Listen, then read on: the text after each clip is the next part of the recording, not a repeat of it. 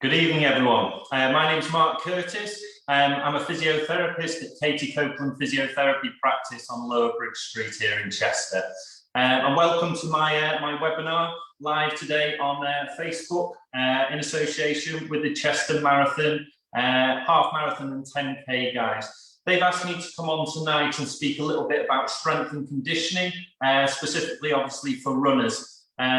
And this is a guide really to some basic information, starting with the kind of novice basic program and a plan really to build you up through your training, and some ideas of how you can progress it if you're wanting to go on to kind of intermediate and more advanced running. So the idea with strength and conditioning, why are we doing it? There's three main reasons. So the first one is majorly for injury prevention. So as you're going through your running and your training, you're gradually increasing the amount of distance that you're doing running. Sometimes you're increasing speed, you're trying to do more hills, and that's putting more and more forces through the soft tissue, the muscles, the legs. And if that's done too much and your body's not able to cope with that, then it can cause overloading, stress on the tissues, and that can sometimes cause injury. And that is number one injury reason, is overloading, repetitive strain, especially for the novice runners really that haven't done this kind of activity before. It's your first half marathon, it's your first 10K, it's your first marathon, and you're pushing yourself to limits that you haven't done before. The great thing about the training plan that the Chester Marathon guys put together is that it is a really nicely graded program that progresses you through up until race day. And it's really well structured, but it's still a lot of activity for a novice runner to do. And the main thing that it does is actually improves your cardiovascular fitness. Your cardiovascular fitness improves quite quickly, but the soft tissue, the muscles, they're a lot slower to react. And if you're putting extra strain on, most people will find as they go through their training at the very start, they get very out of breath, they feel exhausted with the kind of running that they're doing. But towards the end of their program and their training, as they're getting towards the race, it's not so much that they're getting out of breath as much, it's that they're getting muscle soreness and achy legs and things like that. And that can just show you that, that it is the muscles and the body and the legs that you need to work a little bit more on. Okay, so that's the first thing, is injury prevention. The other great thing with strength and conditioning is that you're looking to increase the muscle power. So that's going to make you run faster as well. So if the muscles are stronger, you're going to be able to power yourself forwards and start to improve your times. But the other thing is running economy. So how far you can run, your endurance. As you're running, you're obviously using energy, and you want to preserve as much of that energy as possible. And strength and conditioning can train the muscles to work in a more efficient way, improve coordination so you can run better and for longer. Okay, so when you're doing a strength and conditioning program, what you're looking really to do is looking to strengthen the muscles. What we're not looking to do is actually make it a cardiovascular exercise. So it's not like your kind of Joe Wick style exercises where you're really going as fast as you can and you're getting your heart rate up and you're getting out of breath. That's not the idea with the strength and conditioning part of your plan. The idea is that you're strengthening. So you shouldn't really be getting very out of breath when you're doing these. You want slow, controlled exercises that are working on power rather than getting your fitness levels up with the cardiovascular system. Okay. The next bit really is to talk about how much to do. So we're going to keep it simple. So we're going to be looking at, when you're doing each exercise, 3 sets of 10. So 10 repetitions and then doing 3 sets of that. And with the main program, you'd be looking to have a little rest in between each set. So you're working the muscle quite hard, and then you're having 90 seconds rest to let the muscle recover and then work it hard again. And you do that 3 times. Okay. When you're doing the exercises, you're looking really to work the major muscle groups for running. So it's obviously things like calf, your quadriceps, hamstrings, and the buttock and the gluteal muscles. It's also great to incorporate some core stability as well. And the exercises that I've chosen, they do target certain muscles in particular, but they work the other muscles around it. So it's a global exercise program that works the leg muscles in general. Okay. You start very gently. Okay, so this is just like your running plan. So if it was the novice running plan, it starts about, I think it was the 10th of March, May it started, and gradually builds up with the distance. You want to be starting the strength and conditioning exactly the same way. Start it really gently and then gradually build it up through the weeks. So I'd even start with just doing body weight exercise, okay? And really think about making sure that your technique and your coordination, your alignment is really good. Once you've got that and you're happy, then start to increase it. And that's the idea. It's a progressive strengthening program. So what you want to do is gradually build weight into your exercise, resistance. So start with body weight, and then probably every couple of weeks, if you're happy and you're confident and you're comfortable with the exercise, then increase the exercise difficulty by adding weight or resistance. And I'll show you how to do that later on with a demonstration. Okay. When you're going through the exercises, you want to be thinking about trying to incorporate the strengthening side of things. You do want to actually push your muscles to work quite hard. The whole idea of this is to strengthen them, okay? Most runners aren't 100% happy with doing strength and conditioning. They think if I do weights in the gym, I strengthen up, I'm going to get bulky, I'm going to get slower, I'm going to get heavier, and that's not the case. When you're doing strength and conditioning training, we're only going to be doing this once, twice a week, really, to supplement your running training. The guys that go in the gym and they're lifting weights 5, 6, 7 times a week, that's volume. That's when you're going to get an increase in bulk and muscle bulk, but we're looking for an increase in strength and power. So just doing it once a week and the amount of cardio fitness that you're doing on top of that, you won't bulk up at all with this. You'll get stronger, but you won't get bigger or heavier at all. So that's really important. Okay. With the exercises, don't be afraid to go heavy. Okay, like I said, but also you don't want to be stressing the muscles too much. Okay, so like I said, gradually build it up. If you do a really hard strength and conditioning session and you get that kind of DOMS effect, that delayed onset of muscle soreness, the next day you think, oh, my legs are killing me. That will probably impact, obviously, with your ability to do the running training schedule that you've written out for yourself.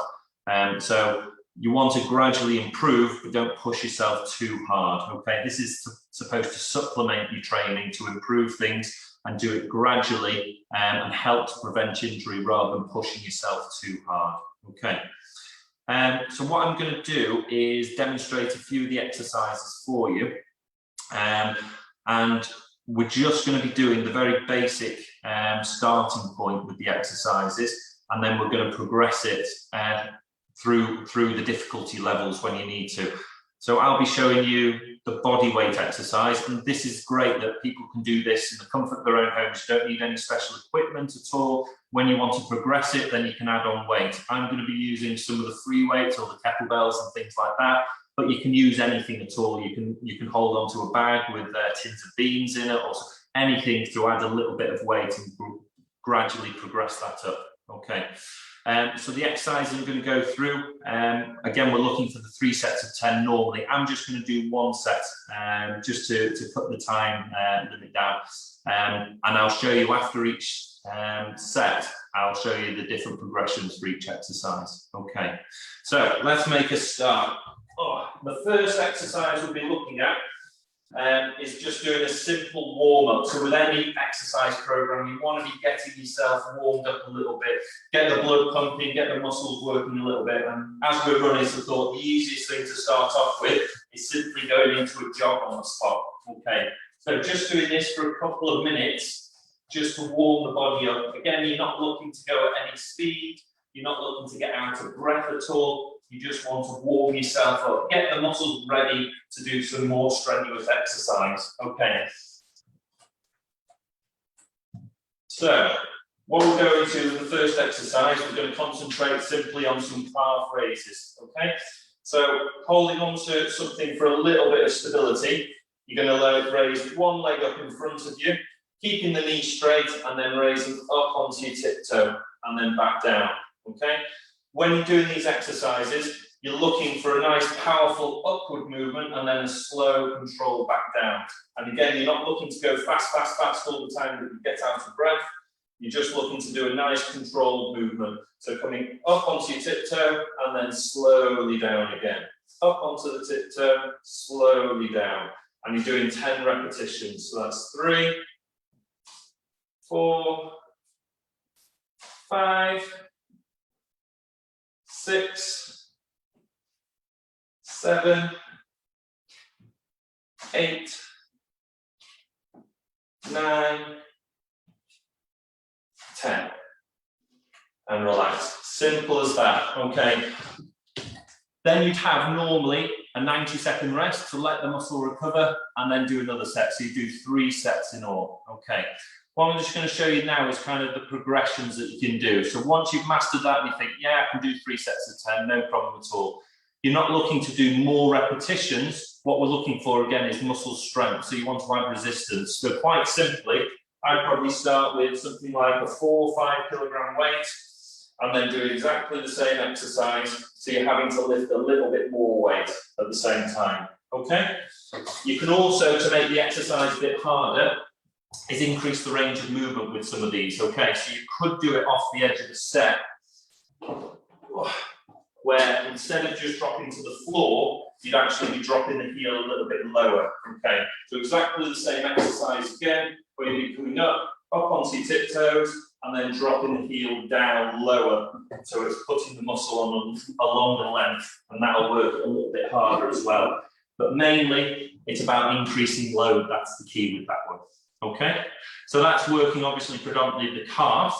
The next exercise we're looking at is working into the gluteal muscles, okay, the buttock muscles. Again, a really important muscle for stability around the upper leg, so the other muscles can work, but also powers you forwards. So with this exercise, we're going to do a simple bridge. So having the legs quite close together to start off with. You're lifting one leg up halfway, and then from there, push down through the heel, and you lift yourself up into that bridge, okay? What you're looking for is a straight line between your knee, your hip, and your shoulder as you get up to the top, okay? If you start to feel like your hamstrings cramping up, then you're pushing up a little bit too hard, but also we're trying to power up from your buttock muscles. So as you power up, try and clench your buttocks as you're going up, okay? So from here, power through the heel, and again, we're going to do 10 repetitions. So pushing up, 1, 2, 3, fast on the way up, 4, and slow on the way down, 5, 6, 7, 8, 9, 10, and relax, okay? Again, you have a good 90-second rest, and then do another set again, and again, it's 3 sets. So a progression on from that is, again, adding some weight on. So if you did exactly the same exercise, but whilst you're doing it, you rested the weight onto your tummy, onto the front of the pelvis. You can do exactly the same exercise and powering up with that extra bit of weight coming through that area. Okay. You can also, again, make the range of movement that you're doing a little bit larger. So if you get yourself with your legs raised up slightly, you can do exactly the same exercise, but you're having to lift even higher up to go through there, and that'll work the area even harder. Okay? So 2 nice little progressions from that. Again, when you're progressing, make sure that it's gradual. So start with small weight once you've mastered the body weight, and every couple of weeks trying to increase the load that you're putting through it. Okay, so on to exercise number 3. What we're looking for here is working the main muscle in the thigh, the quadriceps. Okay, so a simple split squat.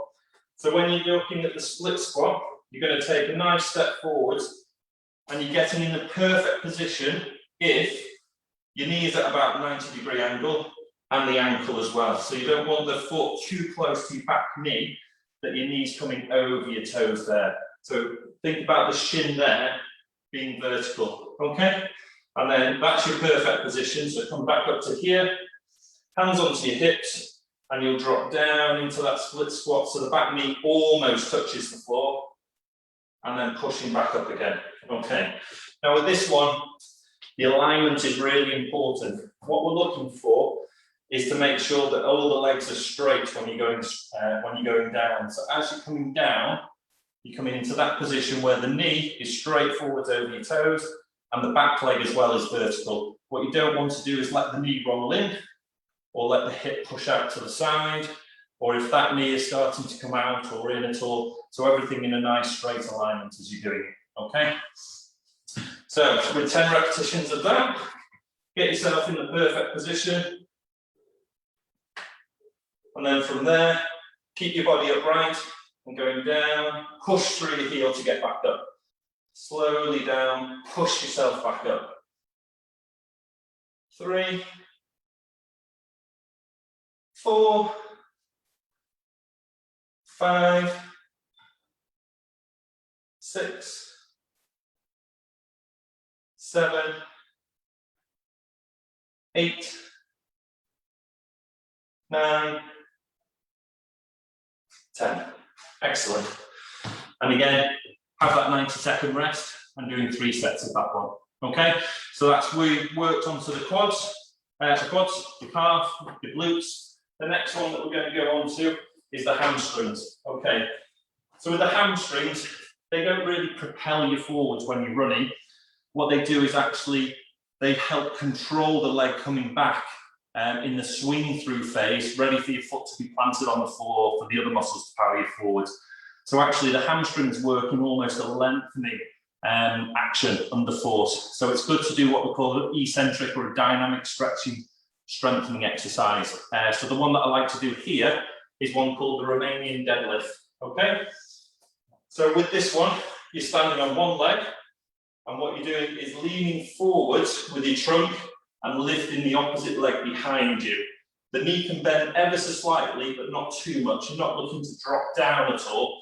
Keep the standing leg relatively straight. You lean forwards, pivoting at the hip until you feel a pull in the hamstring, and then you come back up again. Okay? And again, if you look from the front, you're looking to have a nice straight alignment. You don't want to twist the body at all when you're doing it. Okay? You only go to the point where you feel that pull, and then come straight back up again. So if we do 10 of those. 1, and back up. 2, and back up. 3, slow on the down, fast on the back up. 4, and back up. 5, and back up. 6, 7, 8, 9, 10. Okay, so that was the hamstrings. With a progression for that exercise, again, you can just add weight onto that exercise. So the easiest thing to do, again, having a weight, and as you're doing the lean forwards, you can hold the weight as you're doing it and then pulling up, so you've got that extra resistance. Okay. Oh, I didn't do the progression for the split squat before. With that, again, simple as increase the weight. So you can hold on to the actual kettlebell or something as you're dropping down to increase weight, or again, you can increase the range of movement you're doing.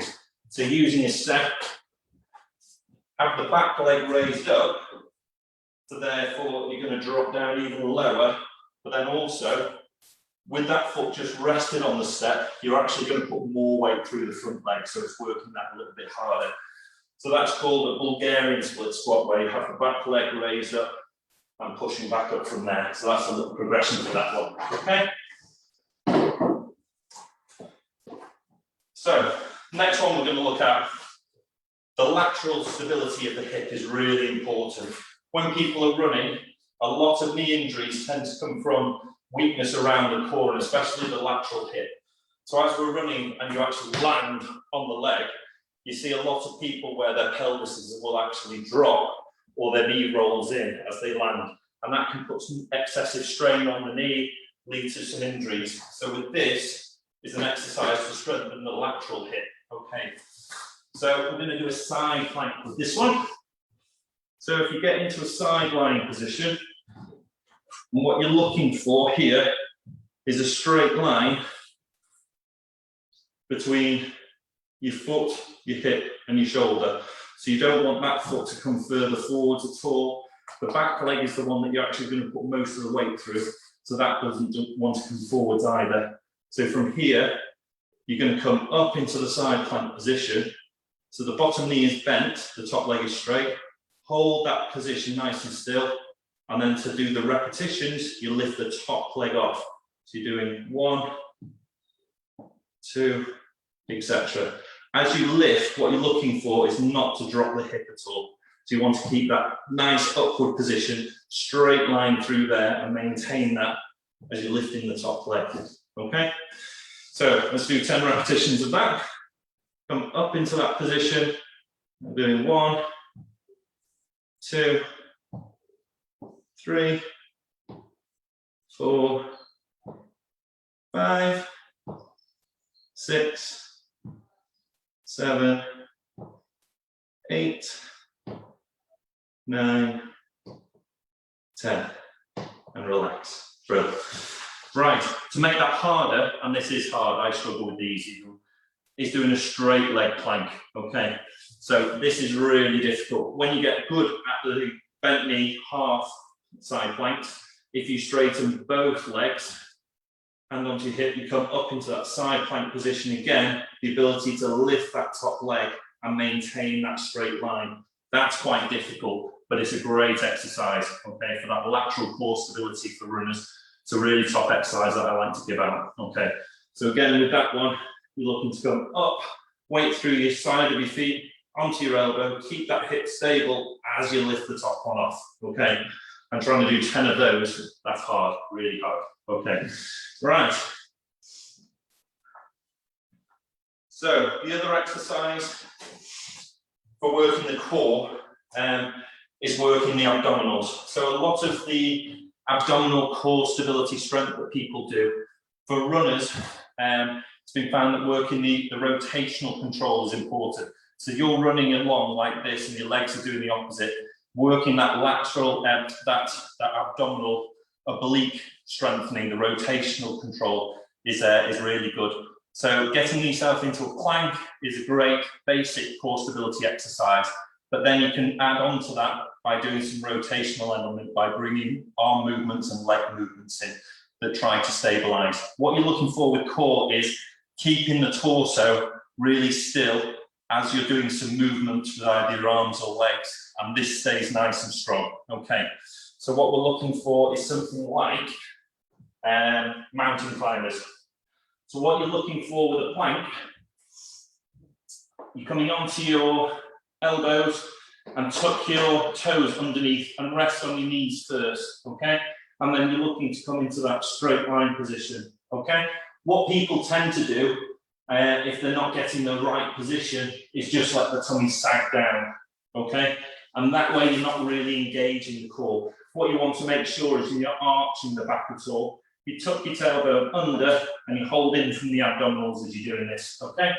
So, not arching the back, tuck the tailbone under, and then you're coming into that core position there, okay? And you can just hold that to start off with, but really good from that for the rotational core is then adding on a little bit of these mountain climbers where you bring the leg up. Only doing a slow controlled movement where you can keep the core nice and stable as you're doing it, okay? So from their position, let's try and do 10 of those. So you can do 10 one side or you can alternate, okay? So from here, again, get your back tucked in, abdominals engaged, and then coming up, and then from there, 1,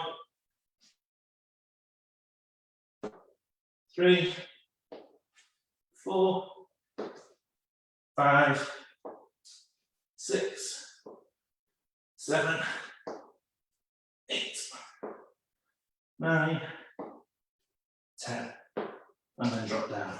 Okay, Again, 90-second rest, and trying to do another set from there. Okay, so that really is a nice program to get into all the major muscle groups. Okay, so you've got the quads, the hamstrings, glutes, calf, and a little bit of the core kicked in as well, and the lateral hip stability.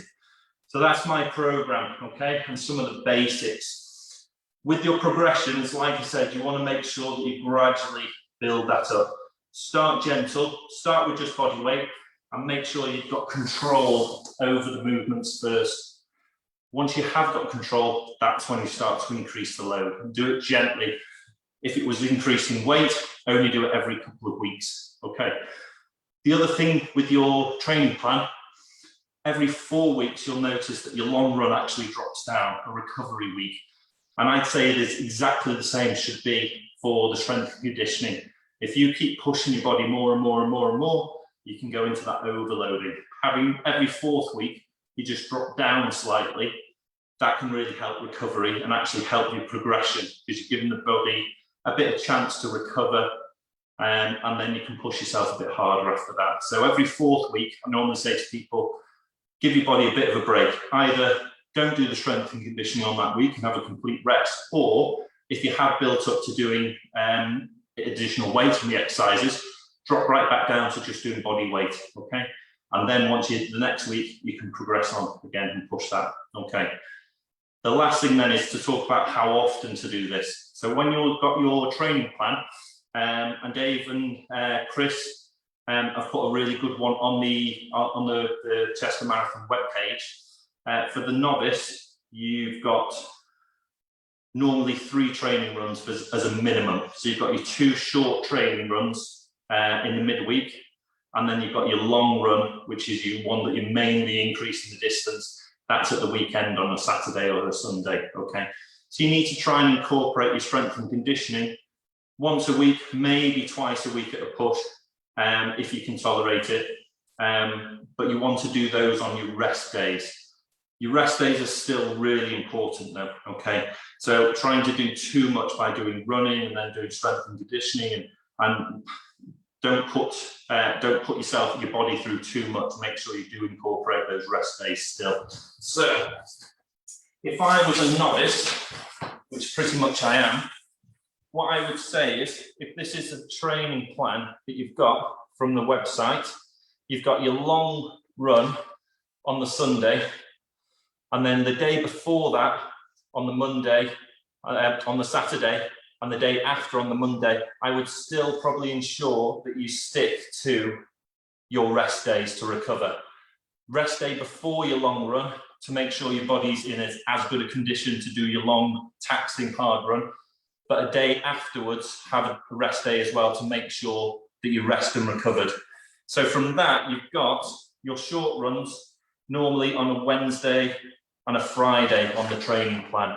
So that gives you really the Tuesday and the Thursday, for example, where you could do the strength and conditioning, okay? So picking one of those days in between your short runs is a great idea for incorporating your strength and conditioning. If you're a novice, I would say your rest and recovery days are probably more important than trying to push too many strength and conditioning. So I'd say if you're a novice, just do 1 strength and conditioning day a week. If you're getting into the intermediate side and you're pushing yourself a little bit further, then yeah, probably you're the type of people that could probably incorporate a 2nd strength and conditioning day. Okay. That's pretty much the long and short of it, simplified version. You're looking to try and reduce injury by strengthening the tissues. You're looking to increase the muscle power to improve efficiency and strength and power so you can run faster, and improve your running economy so you can actually run more efficiently, so you can run further and expend less energy, okay? I would really encourage everyone to incorporate some strength and conditioning into their training. It's a really important part, and the research has found that it categorically does reduce the risk of injury if you incorporate it into your training. So it's really important. Okay. If anyone has any specific questions about what I've talked about today, or I haven't covered anything that you were hoping to, then please afterwards I'll be going into the comment section on the Facebook page and ask any questions, and I'll reply. If you want it to be a bit more confidential, by all means, if you can direct message me, I'll reply to everyone with that as well. Okay. With this running plank, I've actually incorporated the strength and conditioning into an actual program. Okay, so if anybody is interested in me emailing that to them, so they've got a copy of it that they can refer to. Again, please mention it in the comment section, or again, direct message me with your contact details, and I can send that through to you, no problem. All right. Thanks very much for giving up part of your evening. I'm going to run off now and see what the Wales final score was. I'm hoping they managed to cling on to their 1-0 lead that they had. And we will hopefully speak again soon. If anybody does have any injuries at all and they need our help, do get in contact. There's plenty of time to make sure any niggles, any injuries that people are getting, we can treat those. And hopefully get you to the start line of the half marathon or the full marathon in as good a shape as possible. And good luck to everyone that's taking part. Thanks very much for listening. See you soon. Night night.